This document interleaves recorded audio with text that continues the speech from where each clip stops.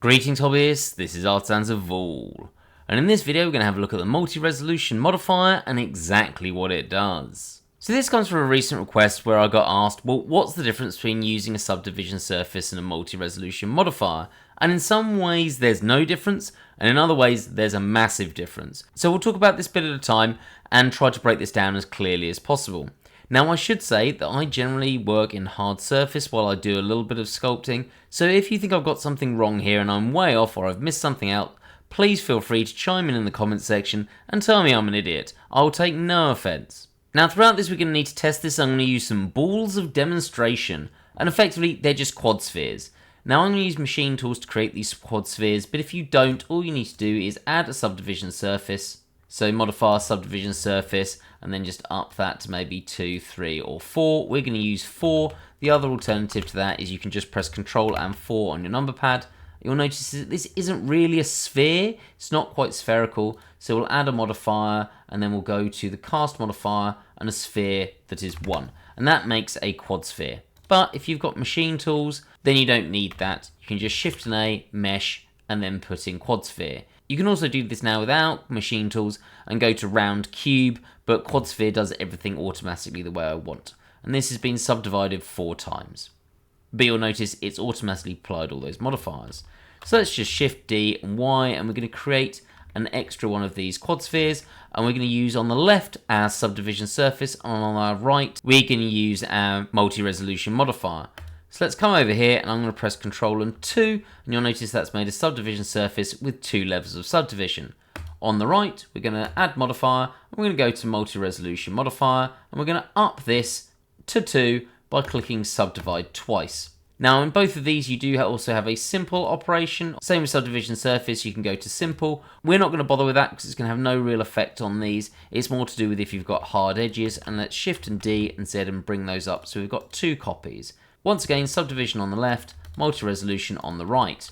The 2 on the top, we're going to actually apply. So we'll click and apply, and here click and apply. And the first thing that's worth mentioning is that if you're looking to apply these, you're going to get no difference. If we go into vertex mode, you can see we've created exactly the same object. And if I come into sculpt mode, and then I'm going to use a draw sharp, we'll put the strength up to 1 and make it positive for this. And if I just draw a line here, we get a sharp line. If I Alt and Q to go into sculpting our subdivision surface, draw a line, and these look identical. There's no difference at all. So if you want to apply the modifier, whichever one you choose, it really doesn't matter. It's when we don't apply them though, and remember if we just go back into object mode that these are not applied, that the difference becomes very stark. So let's come into our multi-resolution modifier, sculpt mode, same draw sharp, and draw our line here. You'll notice it looks exactly the same as when we had applied it. Whereas on our subdivision surface, if I do the same thing, let's change to sculpt mode on this and draw our line, we get this zigzaggy line. Now this isn't me just drawing like an idiot. I am actually using a tablet, so if I do that one more time, you can see that we haven't actually got a very nice line. It's wobbly. So, well, why is that? Now, the reason behind this is, if we just come into edit mode, you can see here that we've still only got these vertices, and that's why it's creating a wobbly line. As we sculpt it, it's only able to move this vertex, and so on. And because they're quite far apart, it creates this wobbly look as each vertex is brought upwards. However, with our multi-resolution modifier, that hasn't happened. We've actually got this drawn as if we had applied the modifier, even though it's still there in our modifier stack. What's also quite interesting is if I go into edit mode, it's all gone. We don't see any of the sculpted detail when we don't have the multi-resolution modifier applied. Now this creates another interesting point, because if we come to our subdivision surface and instead of applying this we delete this, we end up with this quite messy shape. Though we could come back and add back in our subdivision surface and we get our shape back to the way it was, even though it is kind of wiggly. Whereas with our multi-resolution modifier, if we delete this, all of our sculpting is gone. The sculpting is saved as part of the multi-resolution modifier. I use the word saved in a slightly incorrect terminology, but it's held within the multi-resolution modifier. And if I add modifier and bring my multi-resolution modifier back and subdivide it twice, it's gone. So in a way, we have to be slightly careful to protect our layers on our multi-resolution modifier, but it means we've always got our base shape underneath, which means that we can always go back to it if we want. This also has a really cool application alternatively. Let's just delete that, and we're going to bring this one down. So remember, this was the one that was subdivided and has been applied. So we've got this here with our line drawn on it. So subdivided or multi-resolution modifier, whichever one you choose, it's fine because we're applying this. This one's got our multi-resolution modifier. I'm just going to Shift and D and Y and bring that to the side there. So both of these multi-resolution modifier with 2 levels. We'll come into this, go into sculpt mode, and we're going to draw our sharp line again. So sharp line on that one, Alt and Q, sharp line on this one. Now this gives us a quite interesting potential. Oh, do note that if you press and you're moving, it sort of shows what's below this. It doesn't quite show up perfectly. So just bear that in mind if you have a heart attack as you're moving around. Let go and it will come back to the way it was. So with our applied mesh, let's go into sculpt mode. If I go to, let's say, another brush, let's go to the draw brush. I'm going to up this again to 1 and let's F to make this a bit bigger. And I draw this over the top.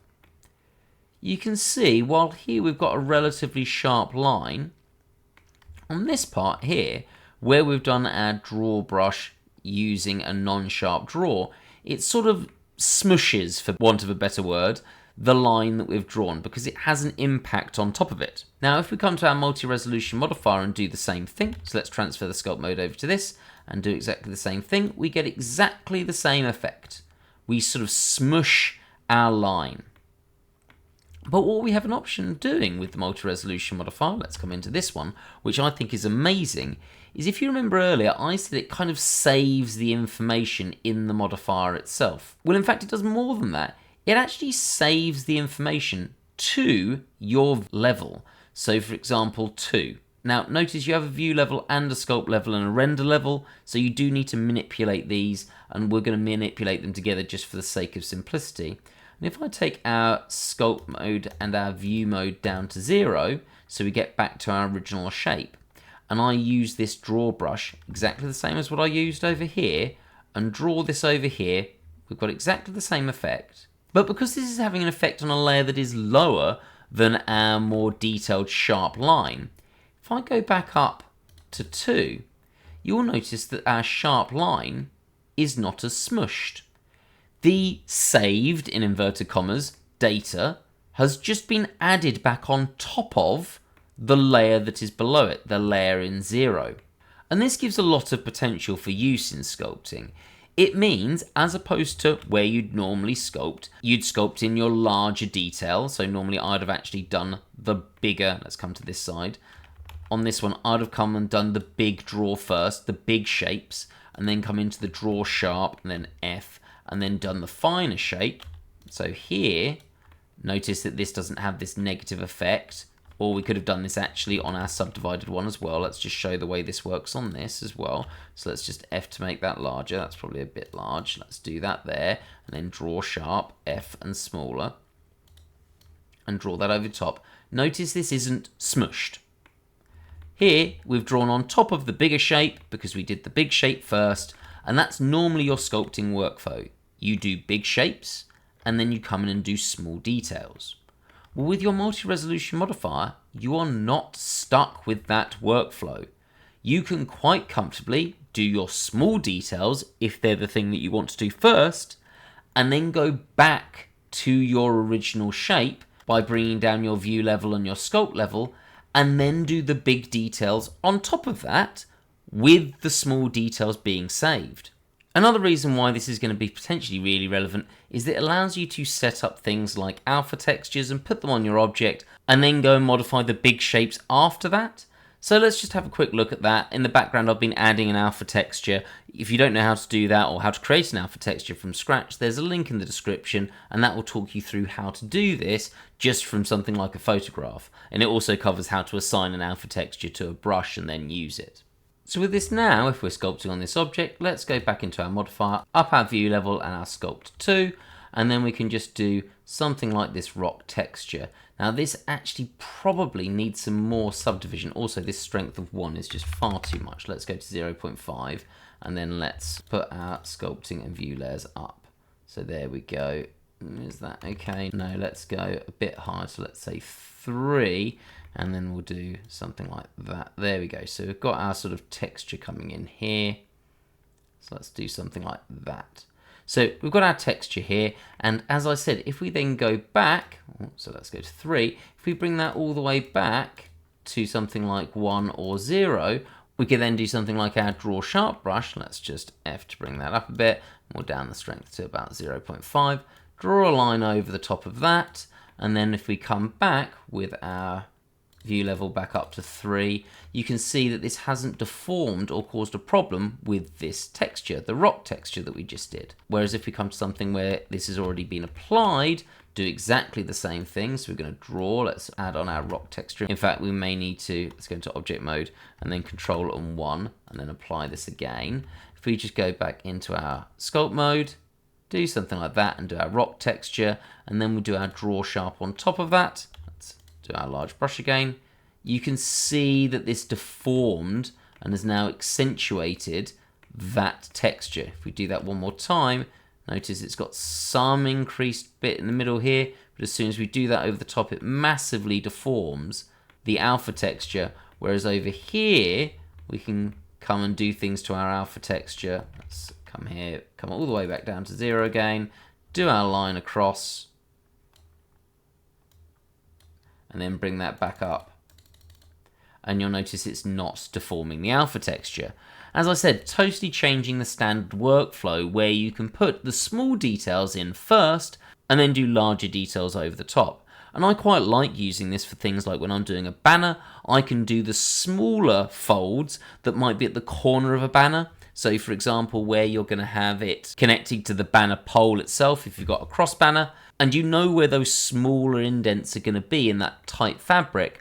And then after that, once you've done this once, you can then make multiple copies and do some really cool large movements to have your waving flag, and those small details will be deformed nicely because of your multi-resolution modifier. So hopefully that's given you a good idea of where the multi-resolution modifier is either similar or the same as using a subdivision surface, but also then where it differs greatly from it. And it really does depend on your use and what you're looking to do.